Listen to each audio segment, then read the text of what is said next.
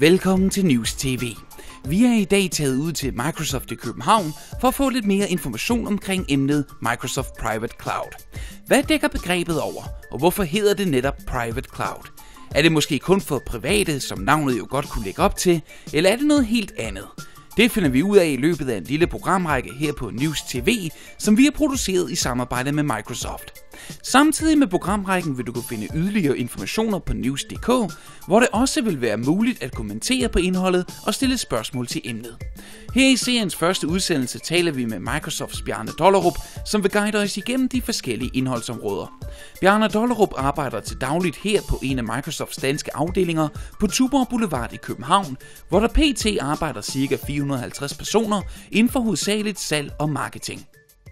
Mit navn er Bjarne Dollerup. Jeg er til daglig evangelist her i Microsoft Danmark og bruger mest af min tid på at forklare tekniske ting og sager, såsom cloud, private cloud og alle de der andre ting og sager, vi gør over for vores erhvervskunder. I virkeligheden skal vi jo tale om det begreb, vi kalder private cloud, som i virkeligheden handler om et automatiseret, højeffektivt datacenter.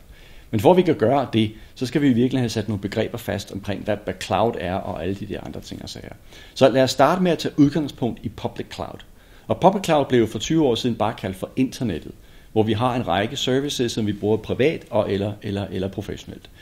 Karakteristisk ved det er, at det lever i nogle datacenter, som vi og vores konkurrenter ejer, hvor alle vores kunders IT-løsninger kan leveres fra. Ideen er i virkeligheden, at man som kunde kan købe sig til driftstid enten på minutbasis, på timebasis eller bare køre det hele derop. Der er selvfølgelig en række ting, som vores kunder foretrækker at bibeholde i deres eget datacenter. Og der har vi begyndt at introducere nogle af de ting, vi har lært omkring, hvordan man driver et højeffektivt datacenter, hvor der kan køre mange forskellige løsninger for mange forskellige kunder. Det er det, vi i virkeligheden kalder for private cloud. Så hvor fundamentet i public cloud i virkeligheden er Windows Azure og Office 365, så er det i private cloud i virkeligheden Windows Server, Office-serverne såsom Exchange og SharePoint, database-server såsom SQL Server, og så det produkt, vi kalder System Center, til at administrere det hele. Og hele ideen er i virkeligheden at hjælpe vores kunder, og i virkeligheden også vores IT-pro'ere med at drive disse datacenter så effektivt som overhovedet muligt, så når de løsninger, de har lyst til at fortsætte med at drive deres eget datacenter, eller af lovgivningsmæssige grunde bliver nødt til at drive deres eget datacenter, at de fortsat kan drive dem der så effektivt som overhovedet muligt. Som en ekstra lille krølle på halen, så taler vi og analytikere som Gartner Group om noget, vi kalder hybrid cloud.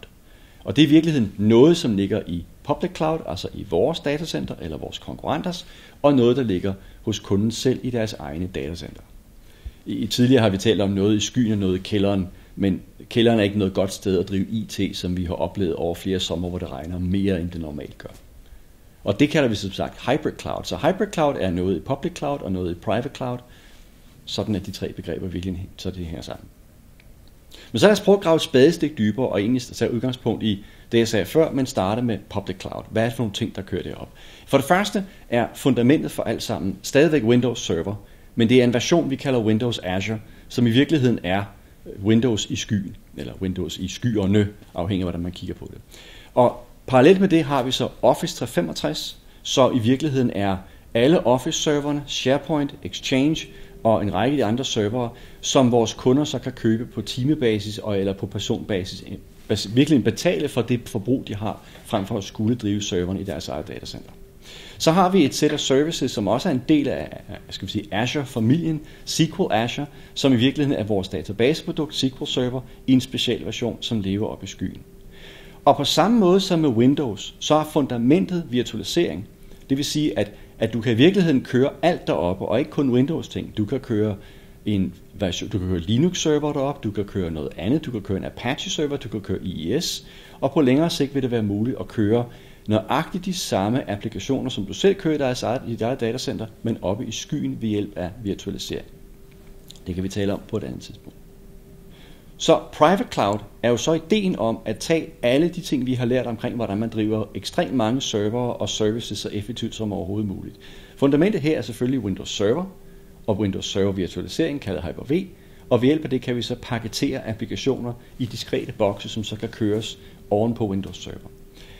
Her har vi selvfølgelig de samme services, som vores kunder altid har været vant til at arbejde med. Exchange Server, SharePoint og de andre Office-servere, for eksempel Lync, altså Voice over IP. Så har vi selvfølgelig databaseprodukterne, såsom SQL Server, vores administrationsværktøjer, såsom Dynamics og alle de her ting. Og for at administrere alle de forskellige services og servere, der kører i datacenteret, har vi et produkt, vi kalder System Center. Og System Center er unik derhen, at det ikke kun er et spørgsmål om inventar og om serveren falder på halen, men også nogle disponeringsopgaver, såsom at Johnny ude i en bestemt afdeling skal bruge en bestemt service. Så i stedet for at IT-afdelingen skal bruge 6 måneder på at sætte applikationen op, så kan man inde i System Center gøre alting klart. Det vil sige, når den her maskine skal sættes op, eller den her applikation skal sættes op, så skal den bestå af så og så mange servere, så og så meget memory per box, så og så meget harddisk, så og så kraftig maskine, og så og så mange antal maskiner i den her konfiguration.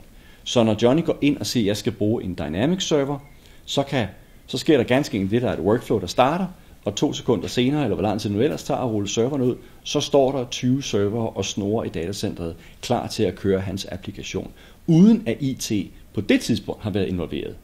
Altså IT-proerne har i virkeligheden sørget for at disponere alt det her. De har sat serverne op, de har provisioneret sammenhængen og gjort det klar med en pakke, sådan at Johnny bare kan trykke på knappen, og så kører det hele. Det, der så bliver interessant jo på længere sigt, det er, når vi begynder at kombinere de to ting, det jeg talte om før, nemlig public cloud, og det jeg taler om nu, private cloud. Det kommer vi tilbage til. Så lad os slutte af med at blande begreberne, det vi kalder hybrid cloud, og så igen gå et spadestik dybere. Udgangspunktet er nok det samme. Vi har Windows Azure i skyen, og vi har Windows Server i datacenteret. Vi bruger virtualisering i Azure til at drive applikationerne ovenpå Windows Azure, og vi bruger virtualisering Hyper-V i datacenteret til at drive vores kunders applikationer. Og som jeg fortalte før, så kan man så provisionere et sæt af applikationer, eller disponere i virkeligheden, at sige, at der skal sættes så mange servere op, og der skal sættes så mange virtualiserede sessioner, og det er den her applikation, der skal køre ovenpå. Sådan at når en ikke voldsomt kyndig IT-person skal gøre serverne klar, jamen så kører alt det her flow helt automatisk. Helt ned til sådan nogle ting som at det må max bruge så og så mange server, der må max være så og så mange megabyte, så er der nogle regler omkring, hvordan du disponerer, så du ikke kommer til at overbelaste datacenteret. Men det er selvfølgelig oplagt, at når vi kører noget op i skyen, så skal vi også kunne bruge nøjagtigt de samme værktøjer til at disponere applikationer deroppe. Så det gør du også med System Center. Så i System Center kan du også sætte pakker op, som for eksempel er specifikke applikationer, som er skrevet til Azure, eller specifikke applikationer, som kører i vores datacenter, og i virkeligheden også flytte ting frem og tilbage mellem det lokale datacenter og ting, der ligger oppe i skyen, alt sammen stadigvæk ved hjælp af System Center og de værktøjer, der ligger deri.